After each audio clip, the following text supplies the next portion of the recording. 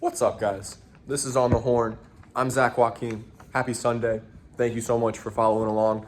The coverage throughout the week here as VCU just finished its third game in the Charleston Classic and very much salvaged the trip here with a 77-70 victory over Miami. Rams led wire to wire. For a lot of that game, it felt eerily like the first two in this tournament, right, where VCU was very much in control. And then down the stretch there, it looked like it might slip away. We'll get to that in a second. But Rams led for, where's the time? 39 minutes and 5 seconds. In this tournament as a whole, I think they led for like 98 of the 120 plus minutes that they played because the first one went to overtime.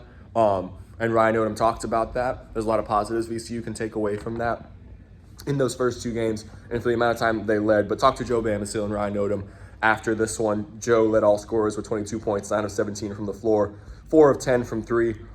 Max Scholga, 18 points. We thought he was going to have a triple-double, right? At halftime, what did he have? 8 points, 8 rebounds, and 6 assists, or something like that. Or maybe it was 6 rebounds and 8 assists. Ended up with 18 points, 9 assists, and 8 rebounds on the day. Very close to a triple-double for Max. He was great setting up his teammates. He's been so much better on the defensive side of the floor this year. And VCU was just able to close that game out in the latter stages in ways that they weren't for those first two games against Seton Hall and Nevada, right? It got a little nervy there in the last couple of minutes. I think the lead was cut to 6, maybe at 72-66. I think VCU got a little passive defensively. Ryan Odom talked about that in the post game when I interviewed him. He said they're trying to find that line right now between defending without fouling, which they did a much better job of tonight in the second half, and that was part of what enabled them to close this game out. And Joe Bamisill talked about that. They did a much better job of defending without fouling in that second half. Miami ended up 16 of 19 at the free throw line, but VCU was not sending them to the line nearly as much as they were in Nevada in the latter stages of that game and getting into as much foul trouble as they did, although Christian Furman did foul out today. Him and Philip Russell both do continue to have issues with fouling. With Firm, a lot of the time it's when he's trying to contest at the rim on a drive. And with Phil, oh my goodness, I've never seen a more frustrating 3-game stretch from an officiating standpoint for one player. Phil, who had so much foul trouble in those first 2 games, tonight he picks up 2 quick ones again early in that first half. And then early in the second half, he picks up a third on just I don't even know what the call was. It was a ticky-tack rebound off the ball. I'm not saying it was a bad call. I'm not sure. I honestly didn't see it. But he only played 6:58 tonight, 6 points. And so another frustrating one for him. I think he's just working on playing a little bit more within himself.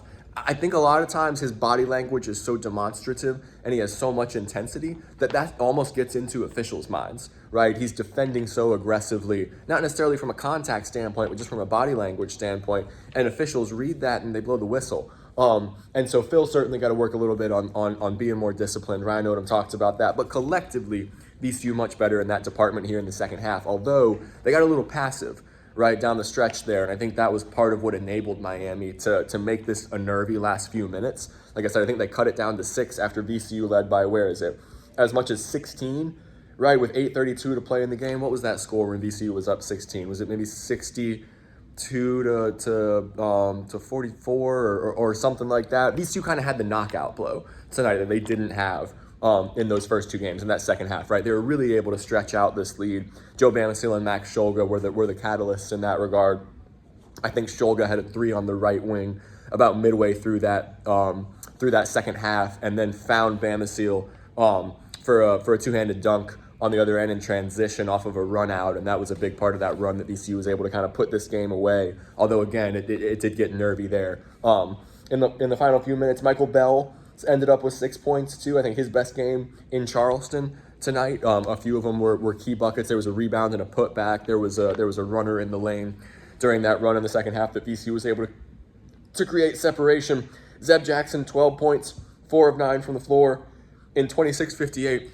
Double-figure scorer all 3 games here in Charleston, right? Incredibly impressive with the minutes load that he played after coming back from injury and missing the first 4 games of the year. So VCU moves to 5-2. They're able to kind of salvage some momentum. God, does this feel eerily like Orlando last year, right? And VCU had those 2 big leads against Boise State and Iowa State and led for long stretches of those games and then let them get away from them at the end. Very similar with Seton Hall and Nevada in these first couple. But then on Sunday, they put it behind them. They learn from those first couple games, and they're able to salvage a victory over an ACC team. So you've now got 2 wins over ACC schools, although it looks like the ACC is certainly collectively down this year. But VCU will be a big Miami fan the rest of the season, and a big Boston College fan, hoping that they don't finish toward the bottom of the ACC.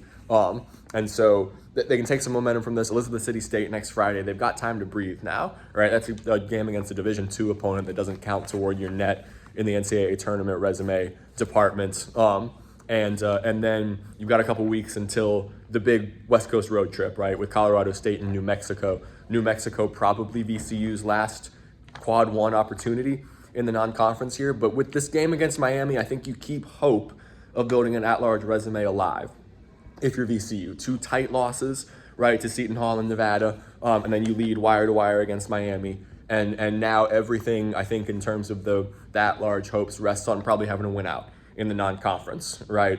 You've got beatable opponents at home the rest of the way at the Siegel Center, as long as they can take care of the games that they should win in that department, and then go to Vegas and get a win over Colorado State and go to New Mexico and get a win in the pit, neither of which are easy propositions, then this VCU team will still have hopes of putting together an at-large resume headed into A10 play this year. So again, VCU 77, Miami 70. They're able to salvage one. Lynn Kidd, 14 points. I think he's a Virginia Tech transfer for Miami. He was their best player as their post presence down low. For VCU, Christian Furman, 8 points in 23-26. Again, he was efficient from the floor, 4 of 5, but fouled out.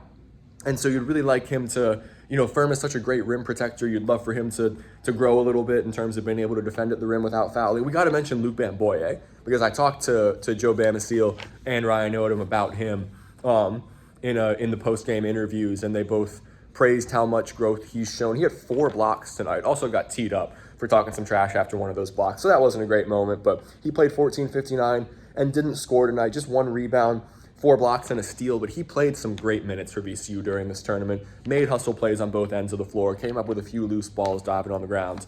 And so a really good tournament, I think, for Luke Bamboye. He seems ready to be the guy that comes in when Christian Furman is struggling with foul trouble or just needs a breather.